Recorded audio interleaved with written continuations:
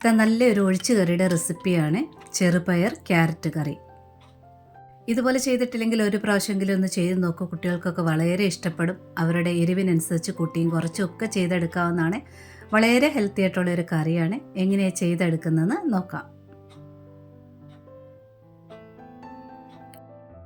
ഇതാ ഞാനിവിടെ ഒരു കുക്കർ എടുത്തിട്ടുണ്ട്. തലേ ദിവസം രാത്രി കുതിർത്ത് വെച്ച പച്ചപ്പയർ, ചെറുപയറാണ് എടുത്തിട്ടുള്ളത്. 1.5 കപ്പ് എടുത്തിട്ടുണ്ട്. കുതിർന്നതിന് ശേഷമാണ് 1.5 കപ്പ്. നല്ലോണം കഴുകിയതിന് ശേഷം കുക്കറിലോട്ട് മാറ്റാം. അതിൻ്റെ കൂടെ തന്നെ ഒരു 1/4 കപ്പോളം ക്യാരറ്റ് കട്ട് ചെയ്ത് എടുത്തിട്ടുണ്ട്. ചെറുപയർ പെട്ടെന്ന് വെന്ത് കിട്ടും, അതിനോടൊപ്പം തന്നെ വേകണം. അതുകൊണ്ട് ക്യാരറ്റ് ചെറിയ കഷ്ണങ്ങളാക്കി കട്ട് ചെയ്ത് ചേർക്കുക. ഇവിടെ വലുതായ കാരണം ഒരേ ഒരു പച്ചമുളക് ചേർക്കുന്നുണ്ട്. ചെറിയ പച്ചമുളകാണെങ്കിൽ 2 പച്ചമുളക് ചേർക്കുക. 4-5 വെളുത്തുള്ളി ചേർക്കുക. ഇനി ചെറുള്ളി ചേർക്കുക. ഒരു 4 ചേർത്തിട്ടുണ്ട്. ഇനി കുറച്ച് മഞ്ഞൾപ്പൊടി കൂടി ചേർക്കാം. ഇനി പയറിന് മാത്രമായിട്ട് കുറച്ച് ഉപ്പ് ചേർക്കാം. ബാക്കി ഉപ്പ് പിന്നീട് ചേർക്കാം. ഇനി ഇത് വേകാൻ ആവശ്യമുള്ള വെള്ളം ഒഴിക്കുക. വെള്ളം അല്പം കൂടുതലിരുന്നാലും, അതായത് വേവിച്ചതിന് ശേഷം വെള്ളം ഇരുന്നാലും കുഴപ്പമില്ല, കറി ഉണ്ടാക്കാനല്ലേ. അപ്പോൾ വേകാൻ ആവശ്യമുള്ള വെള്ളം ഒഴിച്ചിട്ടുണ്ട്. നല്ലവണ്ണം ഒന്ന് മിക്സ് ചെയ്ത് നല്ല സോഫ്റ്റ് ആകുന്ന രീതിയിൽ വെന്തെടുക്കണം. പയർ പിന്നെ ഒരുപാട് അങ്ങ് കുഴഞ്ഞു പോകാതെ പാകത്തിന് വേവിച്ചെടുക്കുക. കുക്കറിൻ്റെ അനുസരിച്ച് 3-4 വിസിൽ വേണ്ടി വരും. ഇതാ പയർ ഇവിടെ പാകത്തിന് ഒരുപാട് കുഴയാതെ തന്നെ വെന്ത് കിട്ടിയിട്ടുണ്ട്. ഇതിലല്പം വെള്ളവുമുണ്ട്. ഈ കറിയിൽ പയർ ഒരല്പം ഒന്ന് ഉടഞ്ഞ് കിട്ടണം. ഞാനിപ്പോൾ അത് ഉടയ്ക്കുന്നില്ല, വേണമെങ്കിൽ ഇപ്പോൾ ഉടച്ച് വയ്ക്കാം. ഇനി പിന്നീട് കറി അങ്ങോട്ട് ഇളക്കുന്ന സമയത്ത് ചെറുതായിട്ട് പാകത്തിനൊന്ന് ഉടച്ചു കൊടുത്താലും മതി. ഇനി ഇതങ്ങോട്ട് മാറ്റി വയ്ക്കാം. ഇനി ഒരു ചട്ടി വെച്ചിട്ടുണ്ട്. പറ്റുമെന്നുണ്ടെങ്കിൽ വെളിച്ചെണ്ണ ഒഴിക്കുക. ഇനി കുറച്ച് കടുകിടുക.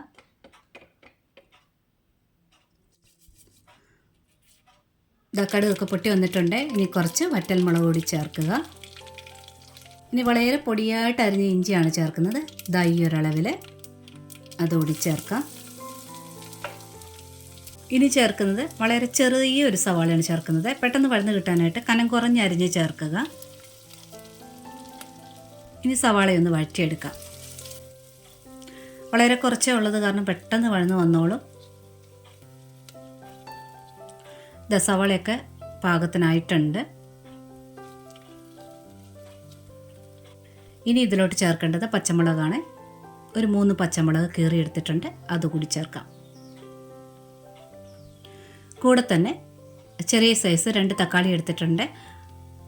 അതും പെട്ടെന്ന് വഴന്ന് കിട്ടാനായിട്ട് കനം കുറഞ്ഞ് അരിഞ്ഞ് ചേർക്കുക. കുറച്ച് കറിവേപ്പിലയൂടെ ചേർക്കാം.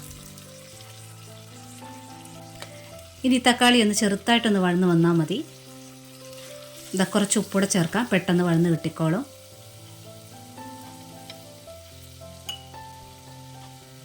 ഉപ്പ് ചേർത്ത് നല്ലോണം ഒന്ന് ഇളക്കി എടുത്തതിന് ശേഷം മൂടി വെച്ചാൽ മതി. തക്കാളി പെട്ടെന്ന് ആയിക്കോളും.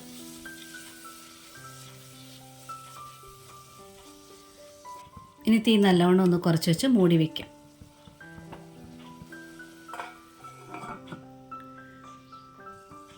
തക്കാളി ആയിട്ടുണ്ട്. പച്ച ടേസ്റ്റൊക്കെ മാറിയിട്ട് ഒന്ന് ചെറുതായിട്ട് കുഴഞ്ഞു വന്നിട്ടുണ്ട്. ഇനി ഇതിലോട്ട് പൊടികൾ ചേർക്കാം. ഒരല്പം മഞ്ഞൾപ്പൊടി ചേർത്തിട്ടുണ്ട്. കൂടെ തന്നെ ഇത്രയും മുളക് പൊടി ചേർക്കുന്നുള്ളൂ. എരിവുള്ളതോ എരിവില്ലാത്തതോ നിങ്ങളുടെ ഇഷ്ടത്തിന് ചേർക്കാം. ഇനി നല്ലവണ്ണം ഒന്ന് പൊടിയൊന്ന് ചൂടാവട്ടെ, ഒന്ന് ഇളക്കിയെടുത്താൽ മതി. ചട്ടി നന്നായിട്ട് ചൂടായി കിടക്കുന്ന കാരണം പെട്ടെന്ന് കുറച്ച് സെക്കൻഡുകൾ മാത്രം മതി. ഒരു 40-50 സെക്കൻഡ് കൊണ്ട് പൊടി നന്നായിട്ട് വഴന്ന് കിട്ടിക്കോളും. ഇളക്കി കൊടുക്കണം.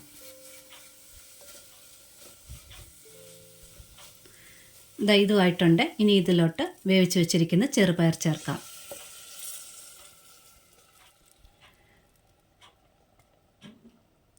ഇനി ഇതിൽ വെള്ളം ചേർക്കാം. ഇനി ഇതിലൊരു അരപ്പൂടെ ചേർക്കാനുണ്ട്. അപ്പോൾ അതിനനുസരിച്ച് വേണം വെള്ളം ചേർക്കാനായിട്ട്. ഞാനിപ്പോൾ ഒരു 1/2 ഗ്ലാസ് ഒഴിച്ചിട്ടുണ്ട്.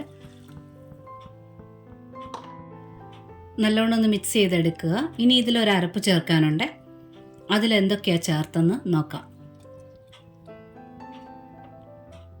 ഞാനൊരു 1/2 കപ്പ് മാത്രം തേങ്ങ എടുത്തിട്ടുള്ളൂ. ഒരുപാട് തേങ്ങ അരക്കരുത്, ചെറുപയറിൻ്റെ ടേസ്റ്റ് നല്ലവണ്ണം നിൽക്കണം. അപ്പോൾ വളരെ കുറച്ച് തേങ്ങ എടുക്കുക. തേങ്ങ നല്ലവണ്ണം അരച്ചെടുക്കണമെന്ന് മാത്രം. ഇതിൻ്റെ കൂടെ ഒരല്പം ജീരകം ചേർക്കാം, ചെറിയ ജീരകം. ഇനി 2 വെളുത്തുള്ളി ചേർക്കാം. ഇനി അരയാൻ ആവശ്യമുള്ള വെള്ളം ചേർക്കുക. നന്നായിട്ട് അരച്ച് എടുത്തുകൊണ്ട് വരാം.